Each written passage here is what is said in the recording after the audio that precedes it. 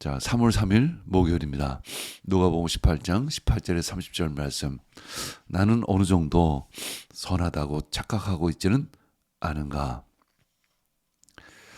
구원은 너무나 비싸서 돈을 주고 살 수가 없습니다. 그 값비싼 복음은 오직 하나님의 은혜로만 받을 수 있죠. 황금 만능주의 세상에서도 구원만큼은 돈으로 사고 팔 수가 없습니다. 하나님 나라와 영생은 오직 가난한 자에게 주시는 하나님의 선물입니다. 심령이 가난한 자만 받을 수 있는 하나님의 은혜인 것이죠. 바늘기보다 작은 하나님의 문은 하나님의 은혜로만 열립니다. 누가복음 18장 27절 말씀 함께 읽겠습니다. 예수께서 말씀하셨다. 사람은 할 수 없는 일이라도 하나님은 하실 수 있다. 바로 하나님의 은혜이죠. 에베소서 2장 8절 오늘 암송 말씀입니다. 여러분은 믿음을 통하여 은혜로 구원을 얻었습니다. 이것은 여러분에게서 난 것이 아니요 하나님의 선물입니다. 에베소서 2장 8절 다시 한번 암송하겠습니다. 여러분은 믿음을 통하여 은혜로 구원을 얻었습니다. 이것은 여러분에게서 난 것이 아니요 하나님의 선물입니다. 에베소서 2장 8절 말씀. 자, 우리 3월 3일 목요일입니다. 누가복음 18장 18절에 30절 말씀.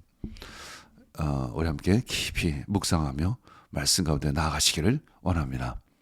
자, 18절에서 25절 말씀은 구원받기 위해 하나님의 뜻대로 살아야 한다. 그런데 문제는 주의 뜻을 온전히 따르는 사람도 없다. 그러면 어떻게 구원을 얻을 수 있는가? 자, 읽겠습니다. 어떤 지도자가 예수께 물었다. 선하신 선생님, 내가 무엇을 해야 영생을 얻겠습니까? 예수께서 그에게 말씀하셨다. 어찌하여 너는 나를 선하다고 하느냐? 하나님 한 분밖에는 선한 분이 없다. 넌 계명을 알고 있을 것이다. 간음하지 말아라. 살인하지 말아라. 도둑질하지 말아라.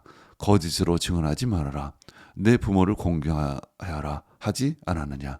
그가 말하였습니다. 나는 이런 모든 것은 어려서부터 다 지켰습니다. 예수께서 이 말을 들으시고 그에게 말씀하셨다. 너에게는 아직도 한 가지 부족한 것이 있다. 내가 가진 것을 다 팔아서 가진 가난한 사람들에게 나누어 줘라. 그리하면 내가 하늘에서 보화를 차지하게 될 것이다. 그리고 와서 나를 따르라. 이 말씀을 듣고서 그는 몹시 근심하였다. 그가 큰 부자이기 때문이었다. 예수께서는 그가 근심에 사로잡힌 것을 보시고 말씀하셨다. 재물을 가진 사람이 하나님 나라에 들어가기는 참으로 어렵다. 부자가 하나님의 나라에 들어가는 것보다 낙타가 바늘기로 들어가는 것이 더 쉽다. 26에서 30절 말씀.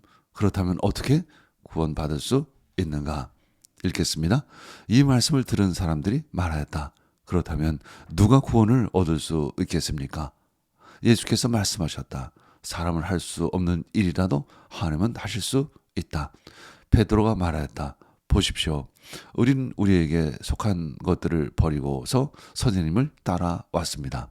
예수께서 그들에게 말씀하셨다. 내가 진정으로 너에게 말한다. 하나님의 나라를 위하여 집이나 아내나 형제나 부모나 자식을 버린 사람은 이 세상에서 여러 갑절로 받을 것이고 또한 오는 세상에서 영원한 생명을 얻을 것이다. 오늘 제목은 나는 어느 정도 선하다고 착각하고 있지는 않은가?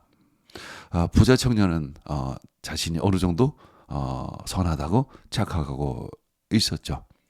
자, 우리들은 어느 정도 선하다고 착각을 합니다.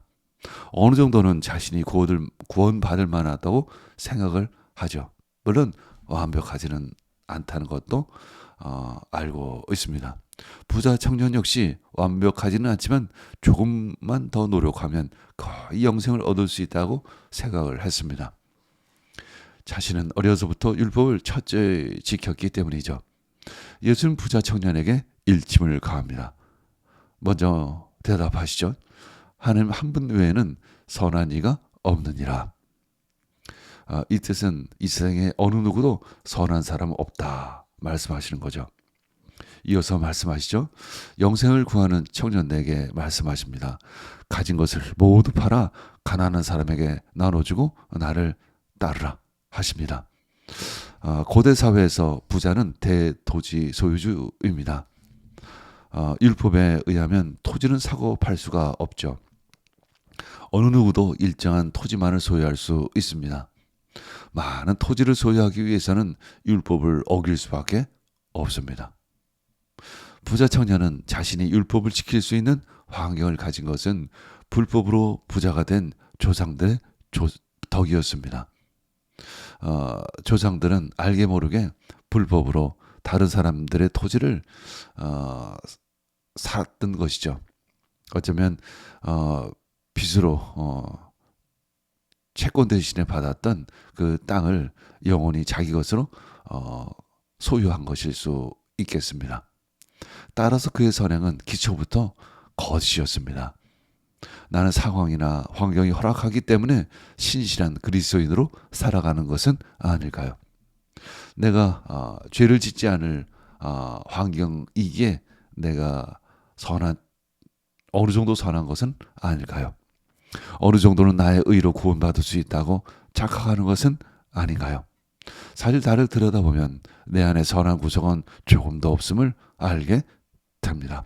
에베소서 2장 8절 말씀, 여러분은 믿음을 통하여 은혜로 구원을 얻었습니다. 이것은 여러분에게서 난 것이 아니요 하나님의 선물입니다. 아멘.